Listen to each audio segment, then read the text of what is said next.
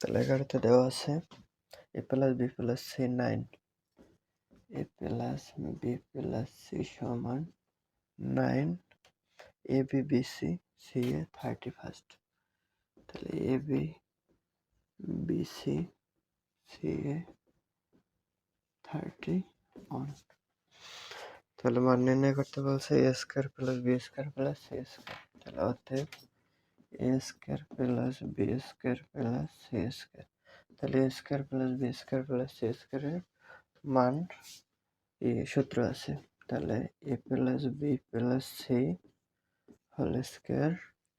minus